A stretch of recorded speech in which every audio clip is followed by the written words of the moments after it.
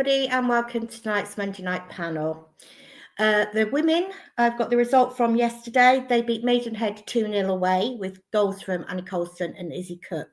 So they're on track to play Bournemouth at the County Ground on the 6th of April. So it's going to be a sort of a big game there. So if everybody can go along, that would be great, and support the women.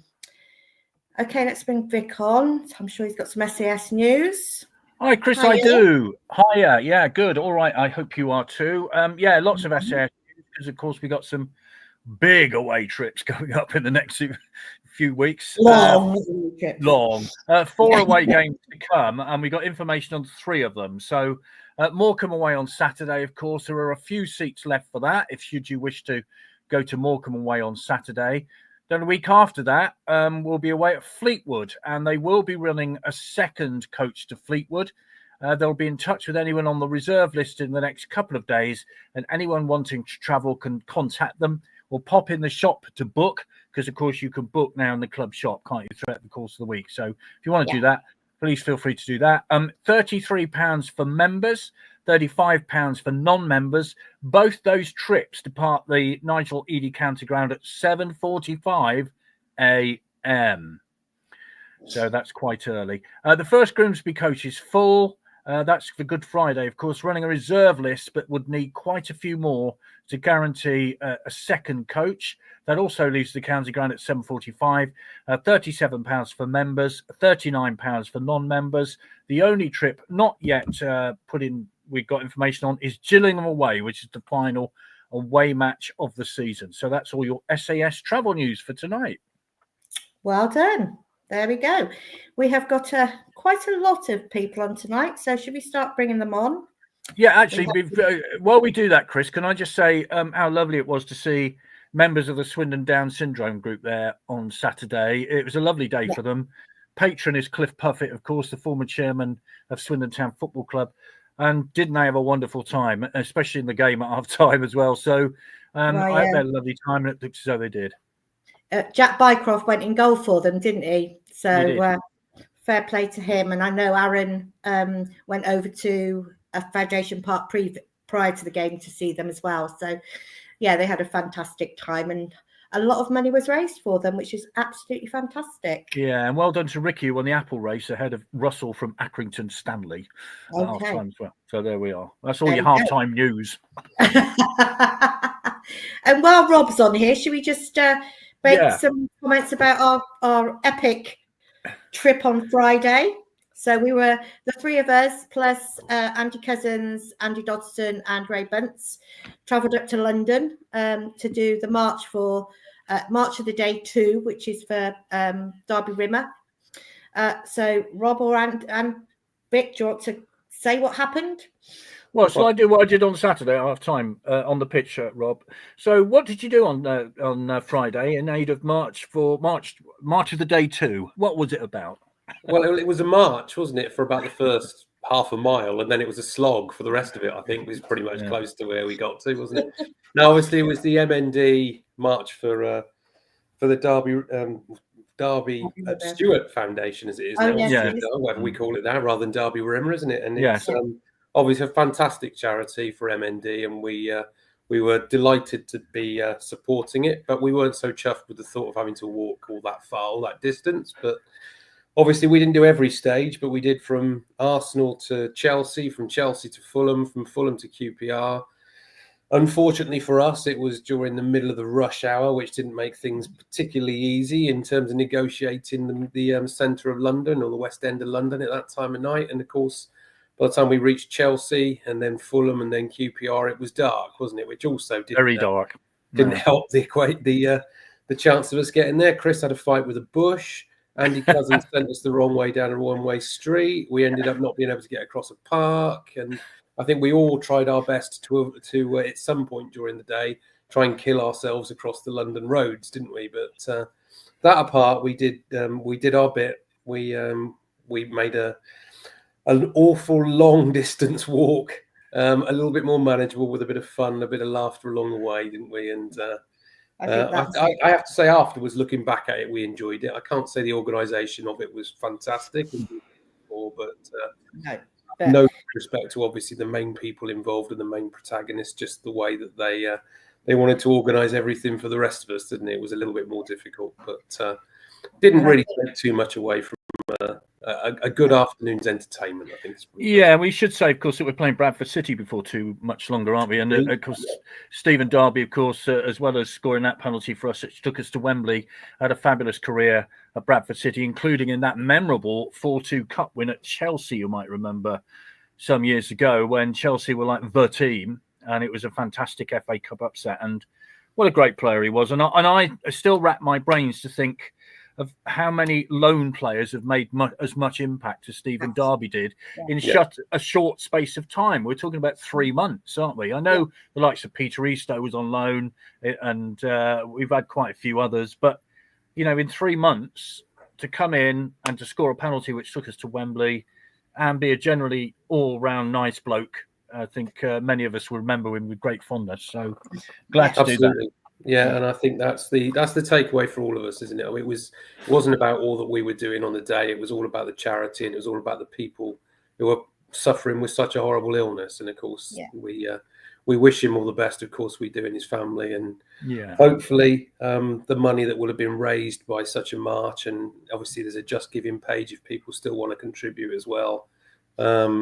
Anything that can be done to eradicate such a horrible illness would be great for everybody.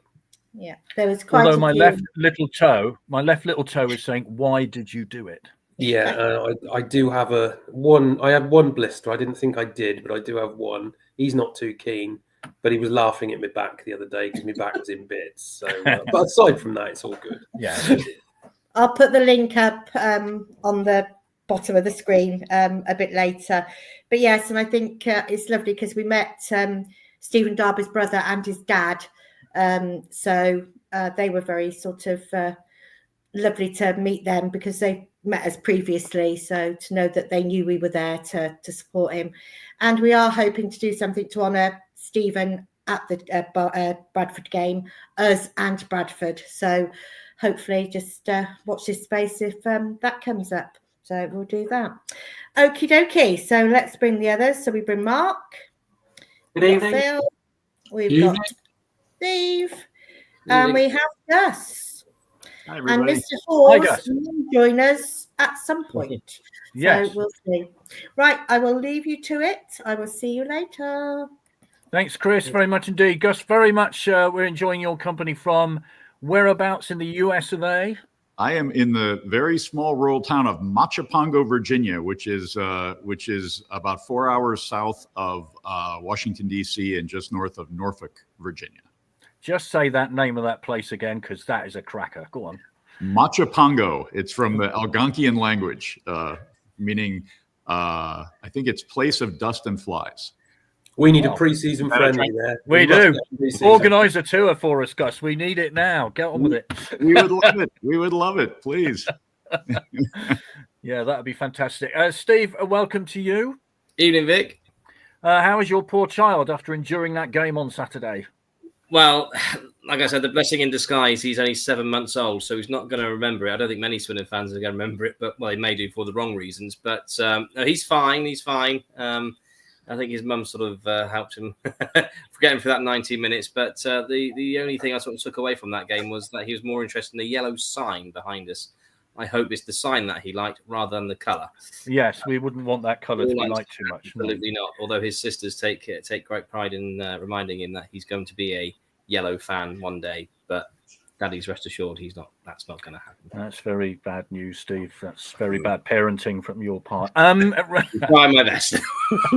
I should say my grandson went to Aden on Saturday and he had a fabulous time. And thank you to everybody who looked after him. Phil, a very good evening to you. Evening, Vic. How are you today? You okay? Recovering from Saturday. Yes, I think we all are. I think that's how we're going to go through this. Mark, go on. Sorry. It's frustration. Yes. Mark, hello to you. Good evening, Vic.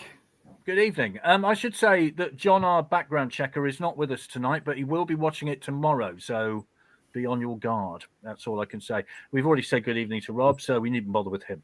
Right, let's get into the nuts and bolts of it. Let's go through the very bare statistics. As we all know, Swindon Town 0, Accrington Stanley 0, which is in total contrast to the other two meetings between the sides this season in the League and Cup. They were both 2-2 draws. The attendance, 7,168, about 140, I think, came from Accrington. Possession, Swindon 58%, Stanley 42%.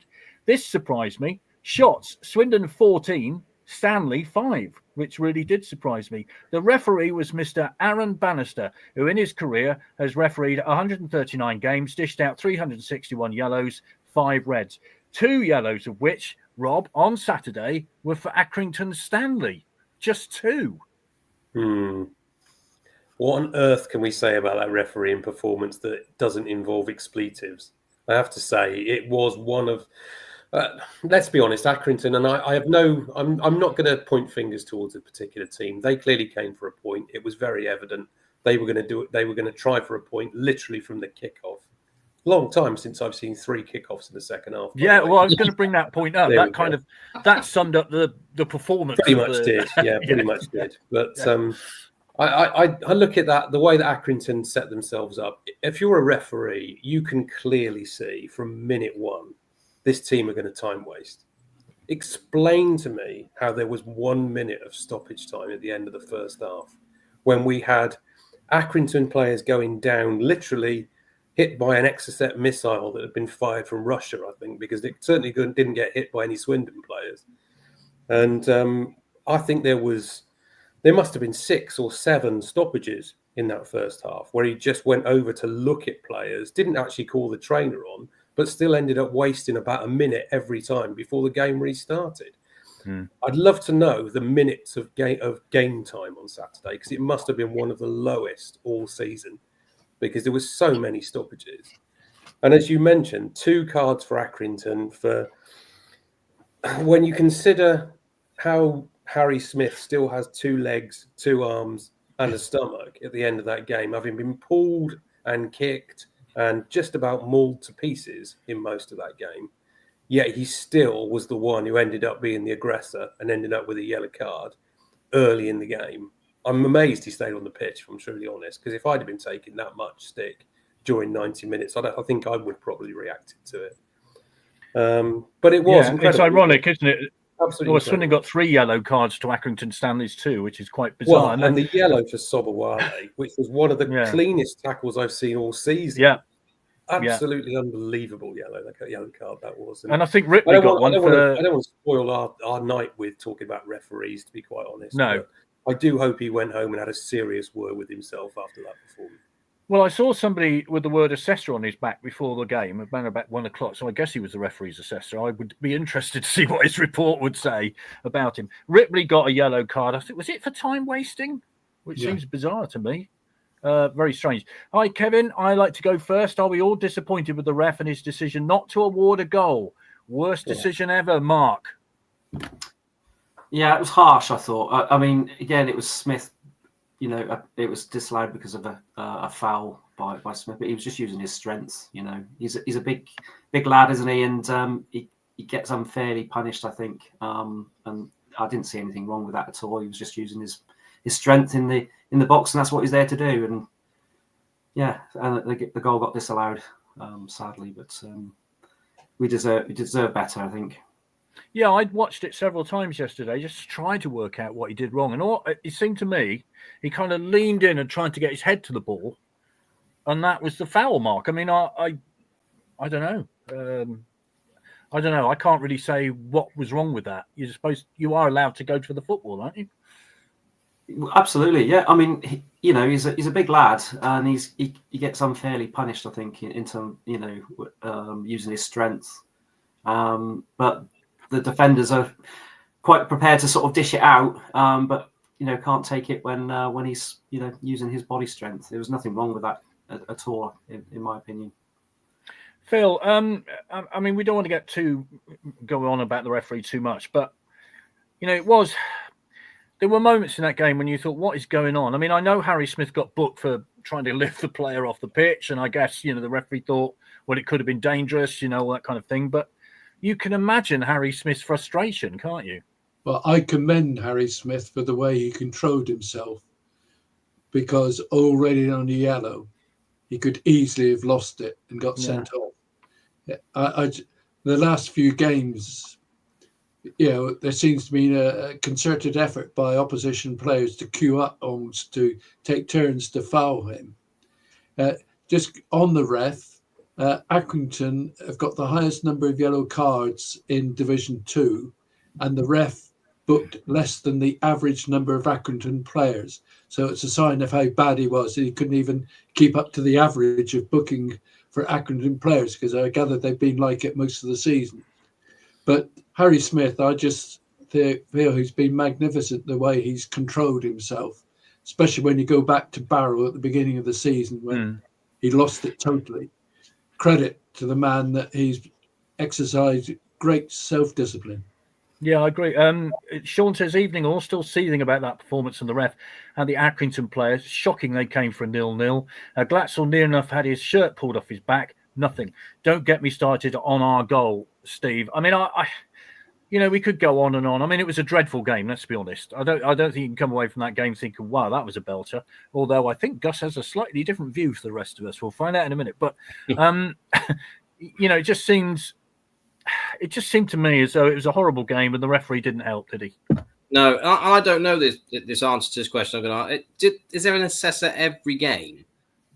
I mean, I don't know. I mean, was the referee conscious of one sat in the stands? Maybe he was overcompensating on things and being that little bit pernickety. Maybe he was aware that he was being assessed and therefore was trying to do things or not, just let little things go. But he seemed to be on that, every little thing. He just blew up for a foul, and that the goal happened right in front of us. We were sort of sat in the family stand just towards the front, and we all jumped up, we all cheered, as 6,000 other fans did. But and it was disallowed. We were like, why, how, what? And I've seen it back on the replay numerous of times from a different angle. And as you say, there is a slight movement towards the ball from Harry Smith, but that he's using his physicality. He's a strong lad. Defender just decides to take a lie down, and Shamanga scores, and it's bizarre. I'm still at a loss, and and it is frustrating because those sorts of decisions do, because you could tell when you listen to Ian Holloway at the end, he was still striving for those playoffs. You could in the pre-match in the post-match interview, he was really gutted that he only picked up a point. He was hoping. We all know, I think, in our hearts of hearts, we were never going to sort of make the playoffs, but he was still pushing and he was still striving, which is great. But I think that draw has set him back, and had that goal gone in, the points tally been a lot better and been a little bit closer. But no, it's frustrating, bewildering, and everything else. I think Accrington certainly had a few more players booked, for time wasting as well. It was like, I've never seen so many players just flop on the floor and they go, what's the matter with him now? Even my partner, she was like, well, why is he on the floor for? I was like, he wants a rest. It just was, it got farcical at some points. But no, the game certainly won't live long in the memory. And, it was just a dire match. And they came for a point. They played for the point. Having said that, Steve, we were sort of saying in years to come, when there's a really bad game on, we'll be going, yeah, this is awful, but it wasn't as bad as that Accrington Stanley game. So you will remember it for that reason. Right, lots of comments coming in. Hi, let's have a look. Hi, James. Ripley got booked after one of their players fouled him, and he stood up and reacted. Kevin says, stop Smith, stop Swindon. Carol, hi, Carol. Harry is manhandled every game and gets little or no protection from the officials. Teams are looking to get a Barrow away style reaction from him, but fair play to him keeping his cool. Gus, very good afternoon to you. It's, let me see, just after 3 o'clock, 17 minutes after 3, something like that. Or 2, what is it? Yeah. And what was your view of the game? Yeah. Well, so I wasn't total. First of all, let me say I've been a Swindon fan for almost exactly 3 months, and you all have a century of poor fellow. you have a century of wisdom on this, so you could just tell me where I'm wrong, or maybe everywhere. But my thoughts of the game were. When I was watching, first of all, I'm really glad to hear you all complaining about the refs. That is standard fare in American sports. We love to do it. Every game that you lose, you complain about the refs. I totally agree with what you're saying, but the announcers, everybody is so sedate about criticizing the refs or appearing to, react in any way. I didn't know that was allowed, to be honest. I didn't think we were allowed to, to say that the refs were doing a bad job. I thought they did a bad job. I think the supposed foul on Harry Smith on the Schmanga goal, you got to be kidding, But all that said, the reason that I didn't think it might have been a bad game from the referee, the way the game was run standpoint, but in terms of the play of Swindon, I didn't have a lot of complaints.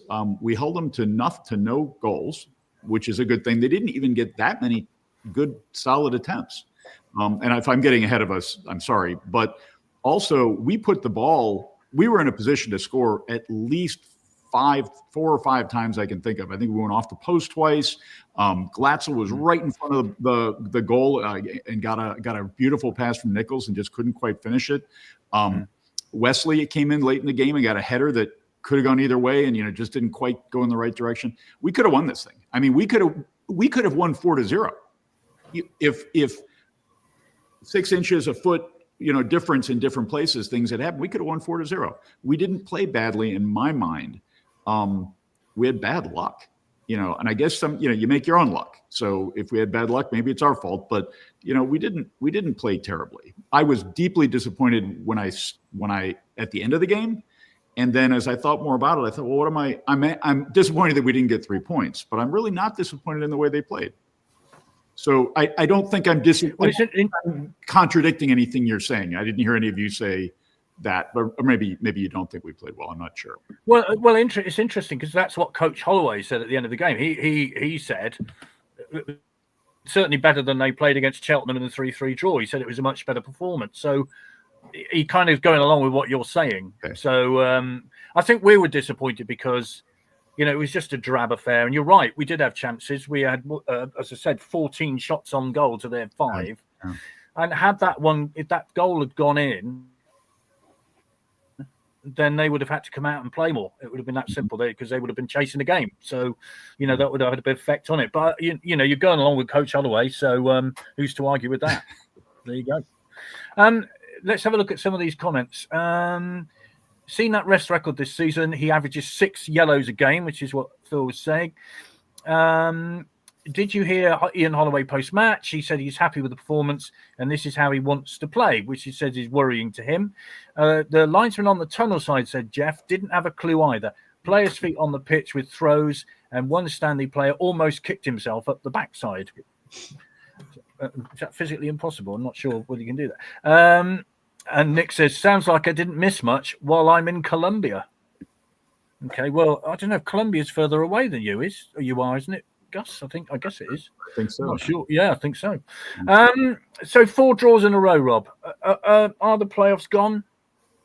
Yes, but then the playoffs were gone before those 4 draws in a row, as far as we were concerned, Vic. I mean, let's be realistic about this. We're building for next season now. We've been building for next season for about a month. And anything that possibly would have been better than that and got us nearer to the playoffs, I think, to be honest, would have been premature anyway. I think this team needs building. It needs building up. It needs a solid structure in place, which hopefully we can keep together with the players and the manager and the coaching staff that we've brought together midway through this season. They get a pre-season together. Holloway gets the chance to build what he really is looking for as a team, and then we come back stronger next season. I would never turn down the opportunity of a run at the playoffs. Of course I wouldn't. No, you'd be mad to. You just take what comes in football, don't you? If it comes your way, it comes your way. But the sort of run that we would have needed to have got ourselves into the playoffs isn't playoff form. It was championship form, wasn't it? Literally, you needed to win. If we go back 4 games, you needed to win about 9 of the last 13 to have any chance at all. Now we probably need to win. We need to win every game, and even then, that might well not be enough. So I think realistically, we bed down in the centre of the table for the rest of the season. We look towards next season. We give these players the opportunity to prove to their coach that that's what they want for next season. And obviously, we all hope that contract gets signed very, very quickly, because keeping hold of of Ian Holloway is the most important thing bit of business that we can do this summer. Of that, there is no doubt. The Harry Smith comment, by the way, earlier on, stop Smith, stop Swindon. Stop Smith in the last 4 games, we haven't won any. I think that's actually a very fair comment. Teams are clearly looking at what is the route to goal for Swindon, generally speaking. And I know we've scored goals in other games, but if you do stop Harry Smith, then you do stop Swindon from winning. That does seem to be the message at the minute. Grimsby currently 7th in the league with 59 points from 38 games, -2 goal difference there. 11 points clear of first Swindon, who are 15th, 38 games played, a big fat 0 goal difference, 48 points. And to use American terminology, that means they're 4 games back in terms of the way it's going. And of course, Grimsby play Friday night. They're away to Colchester, who happen to be 8th. So they're in with a shout. Their goal difference, I think, is 9, and they've got 58 points. So, that's going to be quite a game, isn't it? And then, of course, we've got Morecambe on Saturday, 30 points from their 38 games, -24 goal difference. They lost on Saturday, I think, Morecambe. And then Carlisle, who lost to Harry McCurdy's Bromley. They won. They won against Bromley, of course, 30 points from 37 games, -26. And we'll talk about Harry McCurdy's goals again, because he got 2 in 2 games a little later. Mark, playoffs, have they gone? Mathematically possible, but you look at the teams we've got to play in the Reading. Yeah, we're going to have to win all 8, and even then you're relying on other results. But we got some tough games there. We've got Bradford away. Bradford at home, and Grimsby. Obviously, they're in the playoffs, so that's going to be a tough one. I think on Good Friday. So I think it's possible, but is it likely? Probably not. I think it is about rebuild and building for next season. For me, it's last season we finished with 54 points. We're on 48 at the moment. That's got to be the next target. Get beyond the 54 and sort of go from there. But as Rob sort of said, if we have a remarkable run and we end up in the playoffs, then great. It's it'd be a wonderful feeling. Yeah. Phil, what's your thoughts on that? I mean, when we won at Walsall, we were all kind of, this is still on. But I think 4 draws in a way, that's 8 points that we missed out on. That's quite a lot, isn't it? And I think the key thing is the loss of Drennan. Yeah, I agree. Since Drennan was out, the opposition have been able to focus totally on Harry to try and stop him for his height. And I think that was the key to any chance of the playoffs when he got injured, because at that time he was really playing the best we'd seen him, and probably as well as when he played against us when he was with Orient. And I just think it's made such a difference that the pressure's been put more and more on Harry now, and opposition could just concentrate on he is the big man up front, and Harry's struggled to score as regularly. But when you think the running we've got, if we were up there going for playoffs, we would be saying this is a really tough run-in. We haven't mentioned we got Wimbledon as well. Yeah. It is a very tough run-in, and it's going to be a good marker for us in terms of where we are on the road to next season.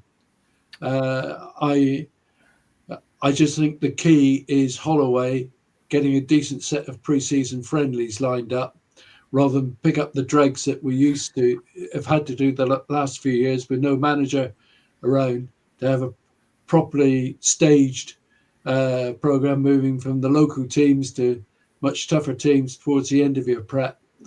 But it's the playoffs, no, they're gone. It sounds a bit depressing. I mean, to be honest, Steve, even talking about the possibility of playoffs after the first 3 months of this season is remarkable. Let's be honest. But I think most people are coming around to the view, look, let's build for next season. Let's have a real crack at it next year. Holloway is key to that. What are your thoughts on it? Absolutely. I mean, it is quite refreshing that we are mentioning the P word rather than the R word, because we're all staring at it when we just before Christmas. We thought we were all down and, we'd be going after the likes of Oldham, Halifax, and goodness knows where next year. So, and we're not, which is much to our relief. And you can hear it in the players' voices. After during their interviews, they're disappointed that they're only picking up the point now. One time we were cock a hoop that we got a point, but they're such is the mentality and everything else around the club now has been it's changed so much. And that's down to Ian Holloway's work. You can tell. Like I said earlier on, the playoffs it's a nice to think we could, but being realistic, it's all about just we know we're going to be in League Two next season. Let's just concentrate. Let's put the feelers out for potential new signings next, because Ian Holloway's probably got a plethora of players on his books that he may be able to sort of bring in, or know people that knows people. And it's actually quite nice to have, like we were just saying, to have a manager in place. Yes, I know we had Michael Flynn, or whatever it was previous season during this summer, but no sooner he was here, he was gone. So it's kind of nice to have the continuity this season into next. He's seen who he's got this year, who he likes, who he's not quite working for, and then add a couple more players in, and you've got a strong squad. We are seeing what they can produce on their day. And it does look a little bit rosy for next year, but yeah, it's mid-table. Let's just be realistic. Let's say we're if we can finish 10th or something, that'd be nice. Yeah, top 10. Take that. Yeah, be very happy with that. It's rather than the bottom 2 that we were all staring at just before Christmas. So top 10, let's reach for that. That's a positive. Build on that, and then really go for it next year, because we've got the right blend, of manager in the players he's brought in. So yeah, I think. League Two next year, that's okay. I'd rather have that than the Conference League any day of the week. Yeah, I mean, to say we're not overly happy with the top 10 in League Two, because we all want to be out of League Two. But what we're saying is the current of the situation, up until Christmas, you're delighted with top 10. I think realistic is I think our home for the next couple of years could realistically be middle of League One. Is that too unrealistic? I don't think so. No, I think Danny Wilson, we're pushing higher than that, but yeah, if that's got to be some sort of aim to get towards those sort of echelons, and then sort of build from there. But I don't think that's too much to ask for the next couple of seasons. And we should say, of course, Mark Kennedy's pre-season very much hampered by his own personal loss. So, that wasn't a happy time for him. So that didn't help pre-season. Gus, you take a bit of credit, because once you started following Swindon, the form picked up. So, this is a kind of dip in form for you, 4 successive draws, because you don't have ties in American football, do you? There's always some way of trying to get out of it. Yeah, they call it sudden death or sudden victory. They have an evolving way of doing, but no, there are no ties. No ties. And so do you find it a strange system then, that we don't win or lose? We have a draw? No, I think I kind of like it, actually. I think it makes sense. I mean, one thing that, and I don't know much about football, so I'm just gonna say this. One thing that always kind of surprised me on some matches that I have watched, which are usually these big international matches, like where the women's U.S. women's team is playing or something, they'll play for 90 minutes or longer in overtime, and they're perfectly evenly matched. It's an amazing game, and then you go to this kickoff thing or this shots thing, and it's not the game that they played. It's a whole different game then. I know they need to find a way to break the tie, but it just seems like a kind of a sad way to do it, in my humble opinion. So yeah. I mean, it just must be exhausting after 120 minutes of football. You got to take a penalty. I mean, yeah. Goodness me. I don't know. But when we beat Walsall a couple of weeks ago, you kind of maybe had hope. You thought maybe we can do this. Maybe we can kind of run the table now, and if we can beat Walsall, we can beat anybody, right? So and we played a really solid game. But then we lost to Harrogate, with all these draws, and you kind of see it slipping away, of course. I actually looked, and last year, 7th place was Grimsby, I think, and they had 70 points. So we have 48. There are 24 more points that we could theoretically get if we won everything. That would put us at 72. That doesn't mean that 70 is going to be the absolute number we need this year, but just from history, is it possible? Is it mathematically possible? Maybe, but realistically, probably not, because we've been inconsistent. We've been more consistent, I think, than we've been before I started watching. But we're losing games we should win, and maybe winning games that we shouldn't. Or getting kind of lucky sometimes. Who knows? But the whole level, the whole form is higher than it was. Yes, that's the most important thing. That's the most important importantly. Just one more thing. I think I said when I was on the last time, the very first game that we watched on December 26th against Wimbledon, my sons and I were watching, and we kept saying, why do we keep passing the ball to the other team? And there's a lot less of that now. It's a remarkable improvement. That happens, of course, sometimes, but really, really positive improvement for the team. Well, that's good to know, because actually sometimes we don't spot that sort of thing. But, having seen what you've seen and then the change, that is a positive, because all you want to see is your team pass from one red shirt to another. It's kind of the object of the game. But the game against Cheltenham, certainly the first 45 minutes, I don't think either side passed the ball to one another, did it? It was a weird, let's just give the ball away. Let's just kick it out. Let's do this, that, and the other. So very good observation, that one. Let's have a look. Playoffs over, says Sean. Also, because I personally think it's going to be tough playing relegation threatened sides this stage of the season. Expect to roll over Morecambe. Not so, I think. No, it'll be a difficult game up there. Hi, Matt. Top 10 might be a push based on the last 4 games when you factor our run-in. Regarding next season, who from our academy who've been out on loan are likely to be included in the squad for next season? Any thoughts, fellas? That's from Chris. And Malcolm. Hi, Malcolm. Any news on early bird season tickets? Is there going to even be an offer? We have no news on season tickets at this moment in time. It's that simple. Right, let's go through the lineup on Saturday. Ripley in goal. Then across the back, Sabawali got booked on 33 minutes. Clark, Wright, and Kane, who was replaced by Cox on 81. Kilkenny, Offerbore in the middle. Then behind Harry Smith, Glatzel, who was replaced by Armin on 73 minutes. Nichols, who left for Butterworth to take his place on 74. And then Shamanga, Joe Wesley came on for him on 74. And then Harry Smith with his yellow on 21 minutes. What about that then, Rob? Academy players who've been out on loan. McCormick's had raving reviews at Salisbury. There have been 1 or 2 others.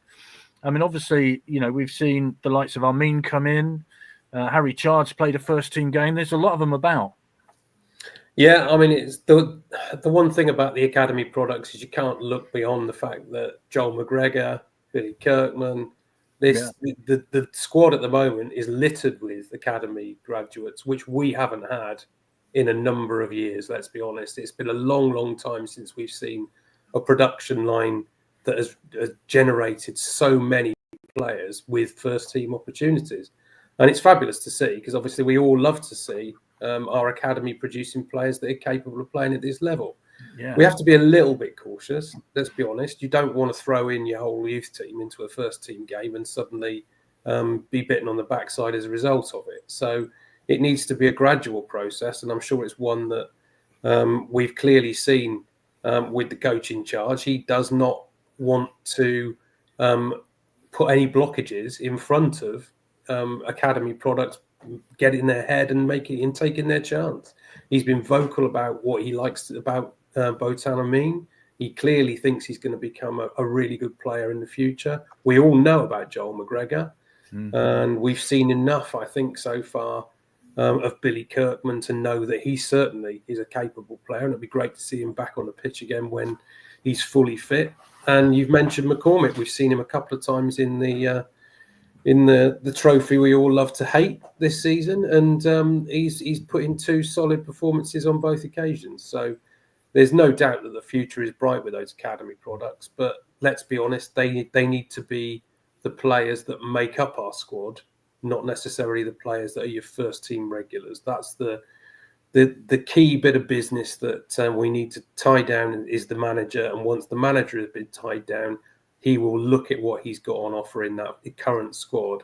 And I'm sure he will decide very quickly which ones of those players he wants to keep. I think we would all be relatively comfortable now, keeping pretty much every member of the squad, which if you'd have said to us in December, that was what we were likely to do, I think we probably would have been taken somewhere outside and shot. I don't think there would be any chance at all that we'd have expected to see the turnaround in form that we have. But all credit to them. I think it just demonstrates, doesn't it, that the recruitment in the summer wasn't necessarily a bad recruitment. It was the fact that they just weren't playing for the manager. And as soon as a manager comes in that plays to their strength, those players are suddenly good enough again. Yeah, sure. Apparently we sit 4th in the half-season table. says Sean. So that gives you an indication of the improvement after Christmas, doesn't it? What about the younger players, Mark? I mean, if you think back to, the early 60s, of course, Bert's Babes. There were a plethora of younger players who came through from the club. You think of the likes of Trollope, Don Rogers, Summerby, all these people all got into the team. I mean, it's lovely to see local players do well, isn't it? It certainly is, and I think that certainly getting that right off the at the academy level. The performances from some of those players this year have been remarkable, and it'd be nice to be able to keep them. Although the rumours are about of some of the players heading off in the summer, so it'd be interesting to see whether we can actually retain them, because they are the future of the club. It is looking a bit brighter from the academy players, and it'd be nice to be able to sort of like keep them for a couple more years, and then maybe later on cash in on them, which is a bit good business sense, really. Yeah, the nature of the beast at our level as well. I mean, Phil, we were saying earlier, weren't we, that the one thing you get from the academy players is the word respect, isn't it? It's very much the ethos of the Swindon Town Academy that everybody deserves respect, and that comes across from them, doesn't it? And I think, the way they've come into the team, I think McCormack, when he played against Birmingham City, and he had Dykes up against him, and he just didn't panic. He played calmly. He didn't get involved in anything silly. He just got on with the job that he had to do. And I just think the quality of what they're doing in the youth department now is brilliant in the academy. That they are having pride in being a Swindon player. They treat the club with the respect, and they're giving 110% when they get on the pitch. And I think if young Chard, when he came on a few years ago, I couldn't believe it. He just slotted in. Yeah, I didn't feel it was a weak space. He slotted in, got on with the job, and gave it all his best. And so I think we are privileged to see that sort of situation. And with the number of players we've got, this may not go down well with the supporters. We can afford for one or two of them to go for good sums and still get the benefits of what the academy means doing, because we've got so many around. And a club like ours, and Vic will know the Exeter City situation there, they sell academy players most seasons, but they always have others to come in and fill up the spaces. And we're in that position as well now. Yeah, it's looking good, Steve. I mean, it's been a while, isn't it, that we've had. I mean, I saw it described as the golden generation a little earlier. I mean, it's maybe a bit over the top, but you could see what the expression meant, really. Absolutely. I mean, you probably the last one I could sort of bring to sort of present memory is probably like some Nathan Thompson and Louis Thompson coming up through as claiming as they're one of our owns. But no, it's fantastic, and I'm fortunate to know one of the now coaches or managers who looks after the youth section, and even younger than what these players are. There's encouraging signs there as well. It just seems at the moment, whatever they're doing with the youngsters, with their coaching, with the way they're bringing them up through, it's working and it's clicking. I mean, you only had to see that Manchester United game in the youth FA Cup. Yeah, I mean, that was incredible. I mean, I was lucky enough to see that on the YouTube channels. Absolutely amazing. You would have thought that was Manchester United, not Swindon Town. Do you know what I mean? It was that sort of game, and it's encouraging. I'm all for it. And I don't. The name escapes me. The chap that went to Middlesbrough last summer. Harley Hunt. Yeah. Yes. Harley Hunt. Yeah. And it's a shame that we have kept. Because I don't know what he's done since. Do you know what I mean? Well, I think he's been in and around the first team, hasn't he? Yeah, it'd be nice to probably get him back on loan, or if it wasn't working from after Christmas, come back here and come back for 6 months and then go back up again, sort of thing. But I don't like seeing the youngsters go, because it'd be great to sort of keep them in and keep into the first team. But it's this the likes of, you said, Exeter with with Ethan Ampadu and players like that. They've sort of sold on and gone to sort of bigger and better things. But it is nice when you've got the homegrown players coming through, because it just makes it like, yeah, they are ours, and they kind of care a little bit more, I think.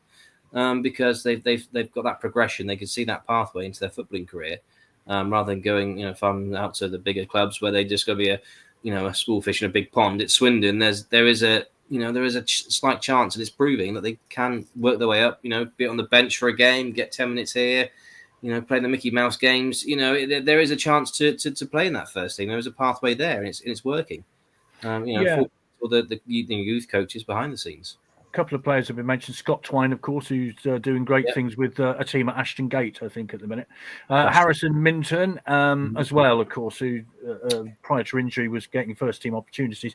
Gus, in America, it's slightly different, of course. I know you're a big fan of college sports, aren't you? And that's it. How does it work in America? What is the academy situation, if you like? Well, so obviously here, university sports really play into pro sports. Your goal, if you're in any of the major sports, the hockey, basketball, football, baseball, is to get to the pros, because that's how you make money. I will say, though, in the last couple of years, since 2001, there's a new system where college players can actually get paid, and they do, sometimes millions of dollars. They're allowed to use. Previously, they could not accept money for the use of their name, image, and likeness. So, if local, heating and air conditioning company wanted to put your center of your basketball team on their commercials, they couldn't do that. Now they can. And what it's actually ended up is that the supporters for the University of Arizona, for example, get together, pool a lot of money, and basically pay players. I think there's a little bit of a veneer over that, but that's basically what they're doing. So it's a whole different kind of system that's only just evolved, and it's really shaking things up. What happens is pretty much many collegiate players in basketball and football only stay with a school for a year. If they do well, they get paid more and go somewhere else, which it used to be you were pretty much locked into your university. So it's changed quite a bit. We definitely don't have I guess baseball does have a minor league system where you have other teams. Kids can come right out of high school and go into that. There's also, of course, the draft system, which we don't have here for football. I mean, just explain. I mean, you get the top college players go into this draft system, and the teams can have a pick. Is that right? Exactly. And we don't have relegation in any sports. I guess that's probably a money thing. The owners of the teams don't want their team to get relegated because they won't get revenue from TV. But what was I going to say? I'm sorry. What was your question again? About the draft system. Oh, yeah. So the draft system, the only thing that it's not relegation, but the only impact that being bad has, being a poor team, is you get the first draft pick. So it's inverse. So if you're the 34th best football team in American football, you'll get the first draft choice. And then the best team who wins the Super Bowl usually will be the one who will get the worst draft choice. There's a lot of trading, a lot of buying. It's all on the up and up. People know, but that's generally how that works. Yeah, and of course, you can swap drafts, can't you? I mean, they'll swap the number one draft pick for 4 other draft picks, won't they? That sort of thing goes on. Exactly. They'll trade. If there's a player that you have that I want, I might say, you can have my next draft pick. Whatever my first round draft pick is, you can have that, and I'll take your player. And for some reason, sometimes that's valuable to both teams. We'll have Erling Haaland should he ever come up in the draft. That would do. Hi, Daz. Bert's Babes. Now, these are some names. Ernie Hunt, Bobby Woodruff, Don Rogers, Keith Morgan, Roger Smart, Mike Summerby, Rod Thomas, David Bronco Lane, John Trollope. Now, just for the benefit of Gus, these are Copper Bottom Town legends. Now, that's a team. So if you go back to that their youth product. And Jeff has said Paul Rideout, 15, went Southampton. Phil, you spotted Paul Rideout, didn't you? Well, he came to us ready-made, as it were.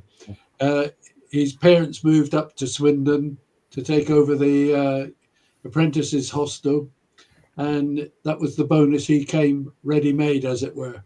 And, he was a rare talent in that he had the physique to go with his ability. And he was playing men's football, Sunday football, apparently at the age of 13. And which always toughens up people. And but he did have the physique going for him So he was able to look after himself right from the word go. When he made his debut at the county ground, he didn't look out of place. No, he scored that fabulous goal, which was disallowed. Yeah. But luckily got another one later, so that was okay. Well, it wasn't, because it was such a good goal. It should have stood. As simple as that. At the bottom there, you might be able to see that. That's to do with the march that we did on Friday. And obviously, there it is, being promoted by Rob. Very well done. So if you want to help out in finding research into MND, that's the page that you should go to. And Stephen Darby, as we remind you, of course, a great loan player for us in the past. Right, where are we going now? Let's look ahead then, Rob. We've got a busy period coming up, haven't we? We've got Morecambe on Saturday. Then we've got Wimbledon at home, which has already been pointed out. They're going really well at the minute. And then we get into the Easter programme a little bit later in April. So we're coming towards the end of the season, but a busy old time. Certainly is. Talking about the drafts, by the way, I could do with getting rid of the draft in mind. Have a better thing here at the moment. No, it surely is to be a busy time, isn't it? Easter always is. It's usually the period which does decide an awful lot of the promotion and relegation issues, doesn't it? And of course, Easter this year is late, so it's really late on in the season. So we will not necessarily be taking part in any of the promotional relegation races now. Great news that we're not part of the relegation scrap, as we've mentioned before, but shame we're not part of the promotion. But we are going to have a big say, because we've talked about the run in already. It's not easy, but we could decide the title. We could decide quite a few playoff fates. And of course, on Saturday, should we go and win it, Morecambe will put a massive dent in their chances of being able to stay in this division.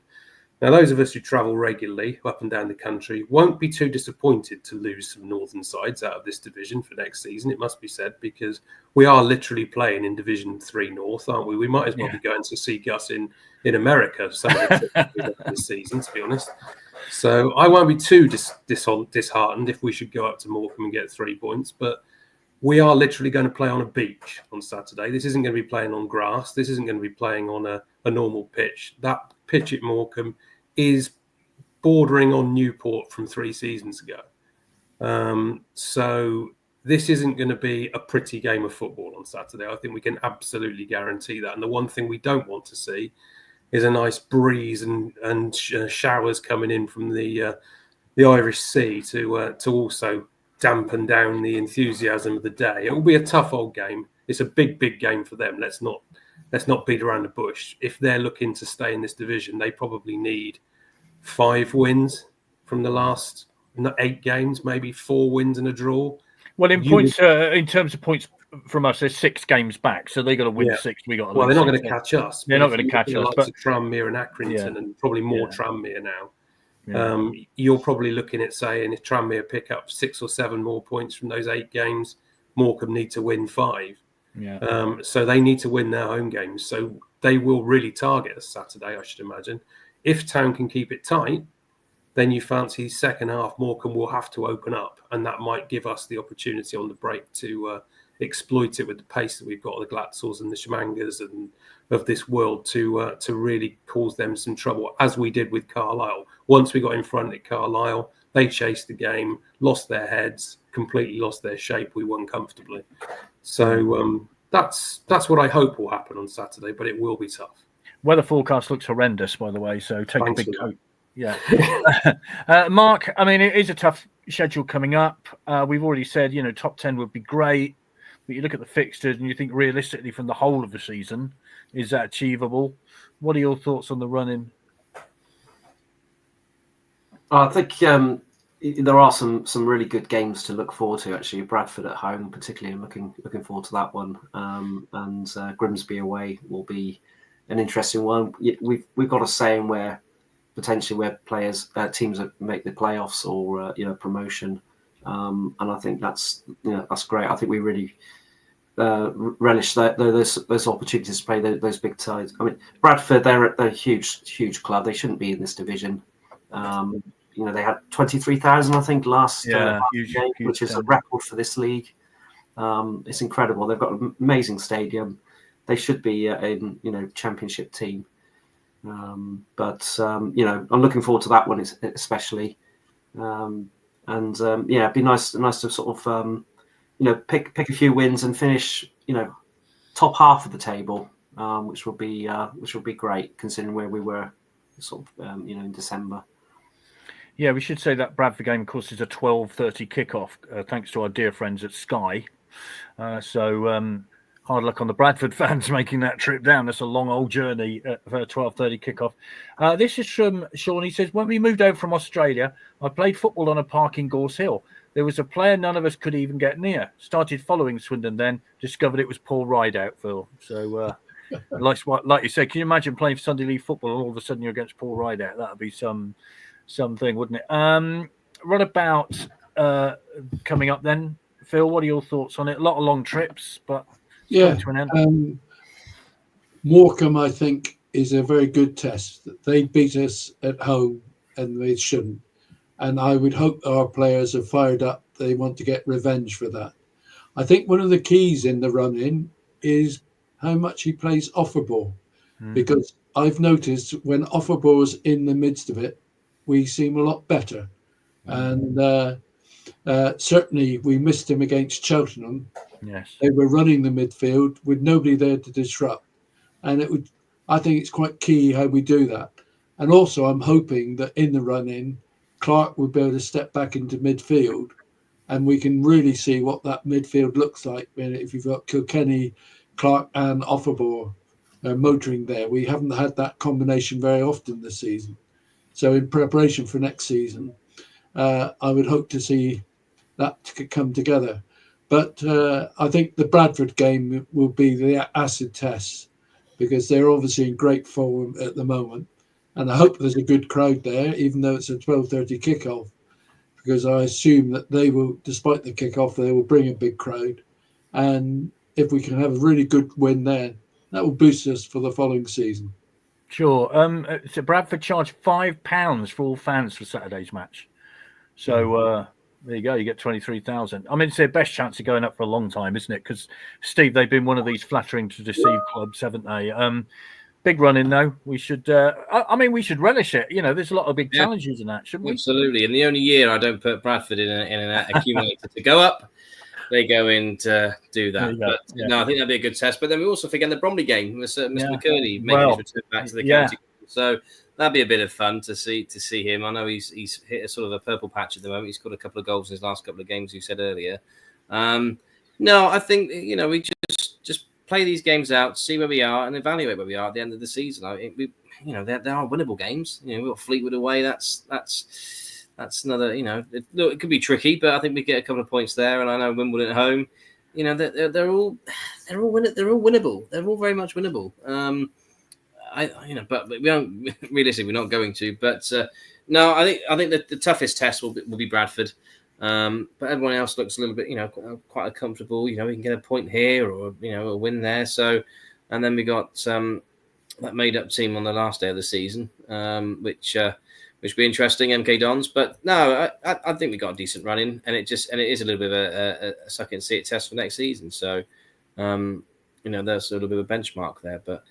Yeah, it's a nice little run in, but we all hope the last day of the season will be a title decider for us or a playoff game for us, but sadly not to be. But no, like I say, Bradford City, that's going to be the toughest one I think of them all. But it's good that we're talking about trying to win games, which is great. So it's all encouraging. No Scott Lindsay return, of course, with MK Dons. He's now at Crawley, 1-1-0 on Saturday. So your first run-in, Gus, in terms of Swindon. Then you've got a whole summer to worry about the following 10 months, just like the rest of us. How are you looking forward to it? Well, 8 games left. I guess that's 8 weeks, and it's been a lot of fun. I mean, every Saturday morning I watch the game. My dog is terrified because I scream at the TV quite a bit, or in a good way. Usually when we're about to score or have a good shot. It's just been a lot of fun. I hope to someday come to a game and experience it, and I think that which is a totally different experience. You all had not a great experience at the game this week, and I didn't get that feeling because I wasn't there. So there's just a lot to be said for being there live if it's something that people can do.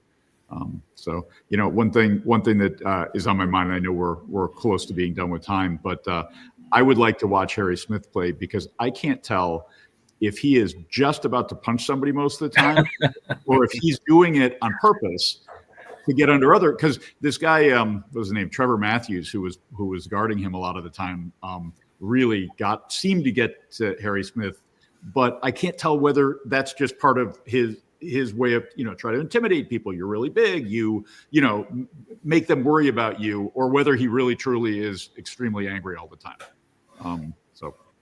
No, it's a very good point. I mean, he's no doubt quite literally a handful, isn't he? And most of the time his shirt is a handful, because it seems to me his shirt has been pulled from his back throughout the course of the 90 minutes. And, if you're a defender, he must be a nightmare to play against, because he's all, he's ungainly and he's all over the place. And so I think it's a very good point. But, I mean, what will you do in the summer, Gus? Because we all sort of hibernate or watch cricket or something. But what will you do? There isn't a lot. I mean, baseball, but I'm not a huge baseball fan. We live right on the Chesapeake Bay, so I'll be fishing and boating and swimming with my kids and taking the dog for long walks with my wife. And, it's, beautiful here. It'd be very hot, but beautiful weather and just a nice place to be. As we say in Britain, don't come to us with your problems. Well, I like the idea of having a retreat here anytime. Go on. Oh, well, I tell you what, if you can organise our pre-season tour, we're there. It's as simple as that, really. Perfect. Excellent. Just a quick word about Harry McCurdy, Robert. I mean, I know, he's kind of one of these Marmite characters in a lot of respect, but I think bearing in mind the problems he's had, we're delighted to see him back. 2 goals in 2 games, annoying the Carlisle fans as he did on Saturday, getting a booking for it, but I'm sure he loved it. Absolutely, didn't he? But before I say about that, by the way, I'm so disappointed, Gus. You never mentioned down the stretch then. I thought that was just absolutely teed up for you by Vic, and you never mentioned it. But no, Harry McCurdy, I think we all know that mercurial talent deserves to be playing regularly again. And after his issues that are all well documented now, and obviously his time at Hibernian pretty much never happened, did it? He's wasted a couple of seasons of his career, not necessarily down to him, but obviously his condition caused that. But for him to get himself a goal, obviously on Saturday at Carlisle, I'm sure was special, because I remember the response he got from the Carlisle fans when he scored up there for us. So Burgergate. Imagine the fun he got on Saturday when he scored for Bromley there as well, particularly doing the celebration right in front of the Carlisle fans. So it will be great to see him back. I do hope that he gets a really good reception. I'm sure he will, to be honest. So I know there were the odd person who wasn't keen on it, but everyone just remember that goal against Man City. Just remember that day against Man City and treat that man with the respect he deserves when he comes back. Yeah, I was going to say, Gus, if you want to watch something on YouTube, Swindon against Manchester City in the FA Cup. We lost 4-1, but we got a goal and Harry McCurdy scored it. And it was one of the most magical moments. We'd all come out of COVID. It was a huge crowd. It was live on television. The place was alive. And that goal, if you could bottle that moment and sell it in the club shop, it would be sold out within seconds. Magnificent moment. So have a look at it. It's worthwhile, huh? Yeah, it was fabulous. It was absolutely wonderful. Gentlemen, thank you very much indeed. We're coming to the end now. We've got to go because Derek Alston's wife will be annoyed at us because she has to go to bed at 8 o'clock. And if we go on later than 8 o'clock, then she gets a bit annoyed. So we're sorry about that, Mrs. Alston. And I did promise her that we would finish it as near as 8 o'clock as we could. So there you go, Chris. Hopefully you're happy with me now. Thank you so much, guys. We will see you next Monday, Vic and I, that is. We have Laurie Sanchez, hopefully, with joining us.